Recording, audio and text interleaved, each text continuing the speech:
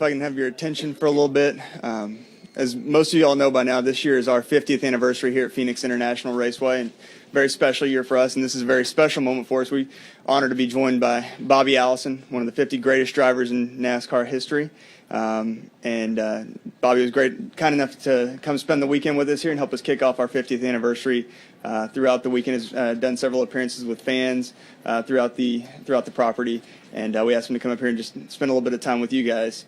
So, Mr. Allison, first of all, thank you for being here. If we could, let's just start off talking about you raced in the Winston West Series when NASCAR made its debut here in 1977 and in the late 70s and early 80s. Can you just talk about what those first races out here at Phoenix were like for you guys? Well, I was enthusiastic about going and running anywhere, and to get to come to Phoenix and race, a track that the Indy cars had run on, but with a small grandstand and the pretty low bank racetrack and all that. But I like those kind of tracks, so I wanted to come. Came out here and raced, and met a lot of people, became friends with a lot of people. Became personal friends with Denny Wood, which that's special to me even to today. And then when Buddy Job took over the track, became friends with Buddy Job, and I feel good about that. But I got to say, I was here racing and doing pretty good, and we had to have a red flag in the race because that sand and sweet was not there, and the sun's going down, and it was so much straight in your face that you could not see.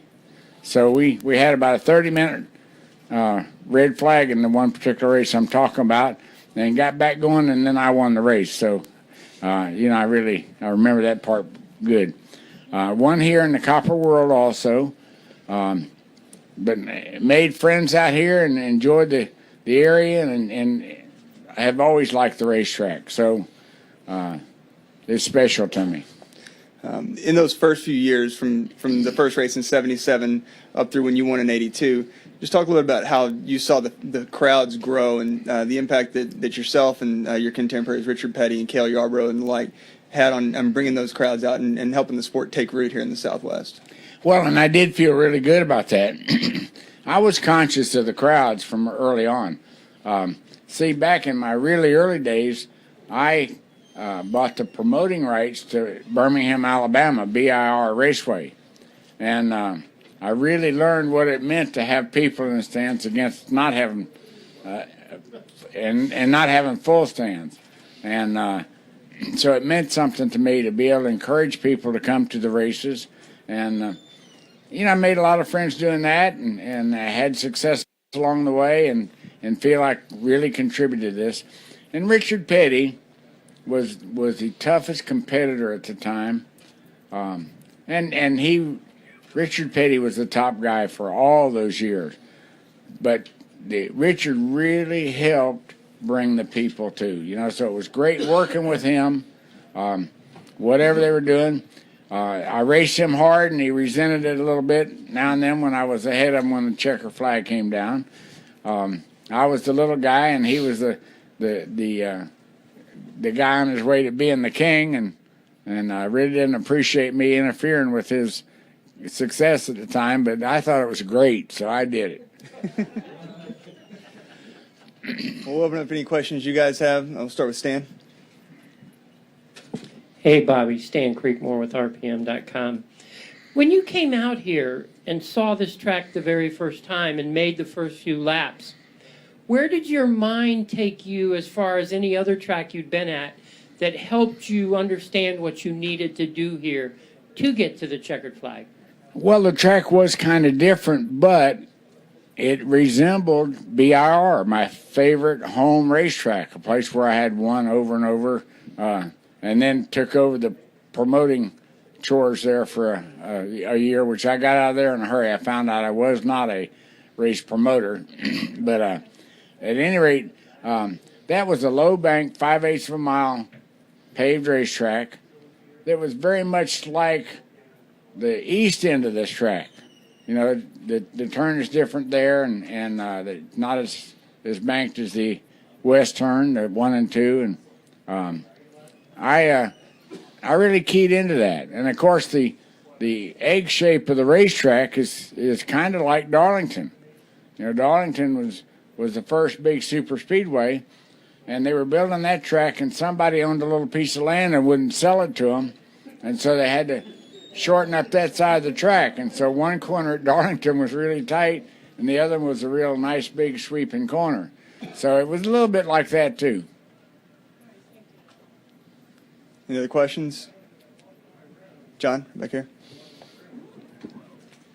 Bobby, when you raced out here, the Winston West series that you raced with, that was much closer in competition in terms of the cars than we see with the K&N West. Tell us a little bit about how competitive those guys, because they had people like Ray Elder and Herschel McGriff who were top competitors. Yeah, they really did. See, and Ray Elder won a Grand National race at Riverside. Herschel McGriff ran really good several times, and Herschel went back east and raced and did good on some occasions. It was really good racing, and I only got to win once or twice. I think I won 2 of the West races, but I won 3 or 4 other ones around the country because I really did that. I traveled and did all the races I could every year, and I was lucky and fortunate enough to be able to win in a lot of different places.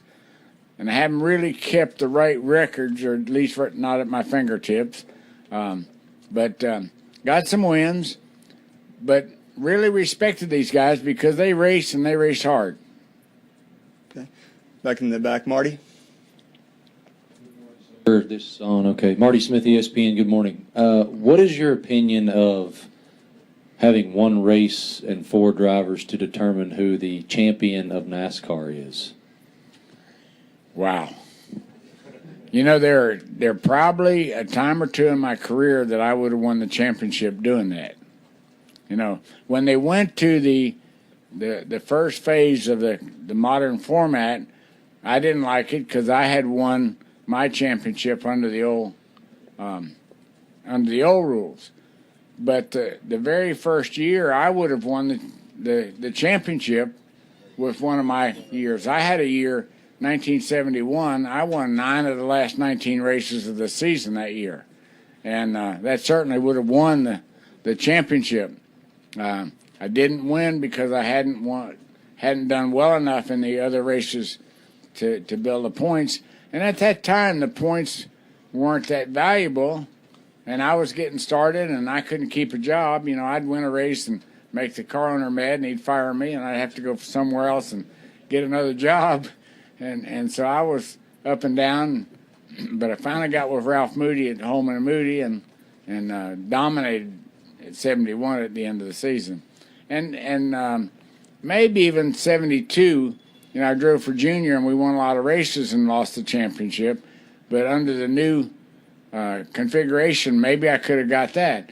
So I swayed over to, and the fact that it did put that extra interest into the races at the end of the year kind of changed my opinion, swayed over to that thinking.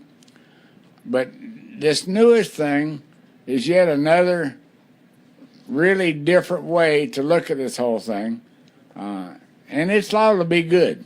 I'm waiting to see. It's liable to be good. Additional questions down here? Mr. Allison, Jerry Fraley from the Dallas Morning News.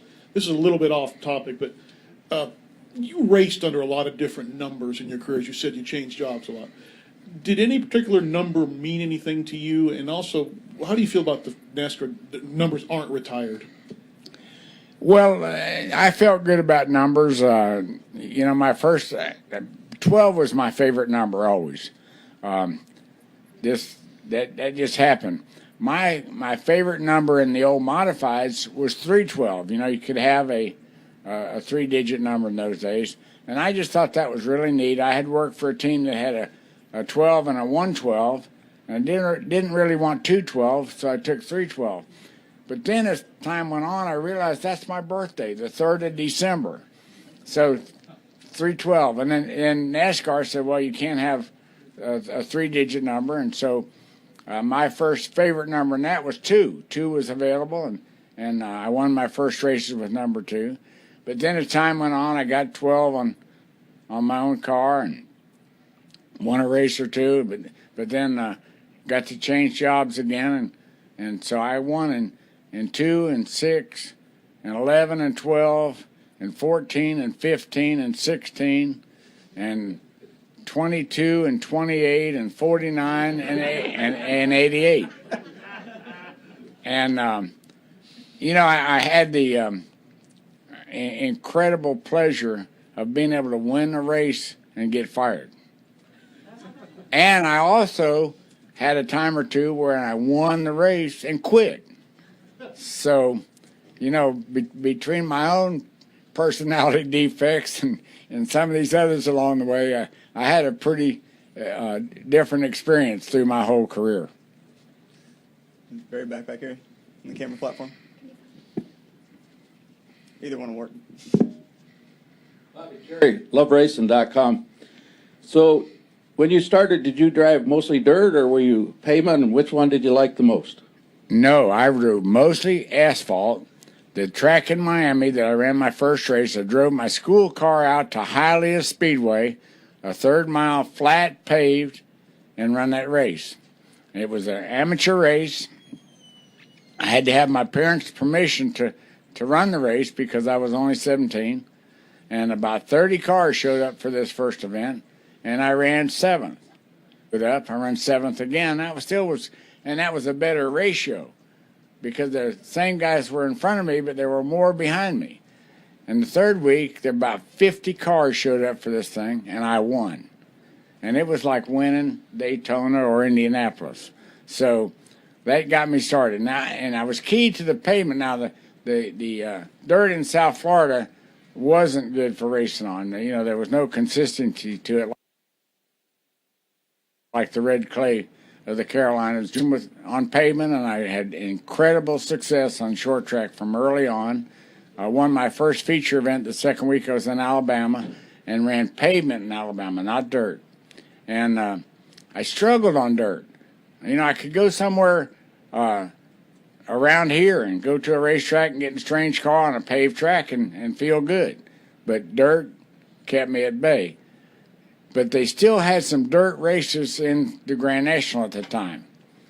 And I won at Savannah one night, and the King, Richard Petty, was second to me, and I thought that was just really okay. And after that, then I won a few races on the short dirt tracks, you know, the modifieds and sportsmen on dirt. Not many, but, you know, I could go somewhere on pavement and feel good and had a good chance of getting the win. And on dirt, I struggled. The very last dirt race I ever ran, I struggled as bad as I did the first one. So I didn't do the dirt.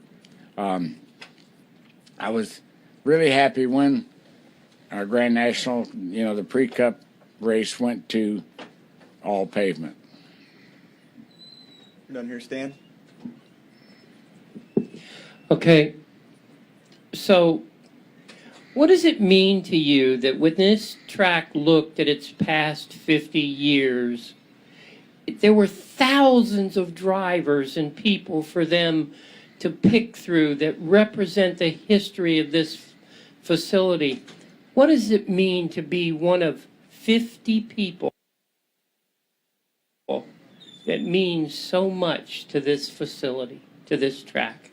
Well, it's such an incredible compliment to me to be asked to do this and to look back at the old days and represent the thing. It was a great life for me. You know, I had a tremendous career, a long career. Wasn't going to be over, and then I had that little mishap at Pocono. You know,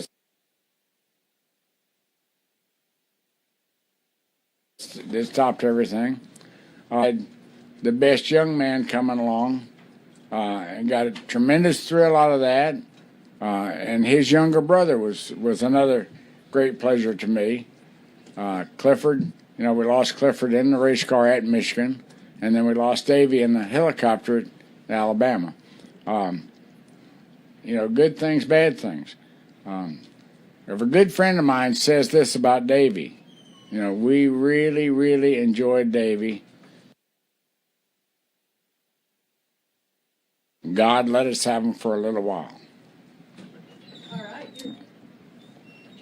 And that's just the greatest thing for me. And Clifford fits right in there too with Davey on that, where it's me and Judy, you know. So had a great career, and it is a great industry, and it's so family oriented, you know. From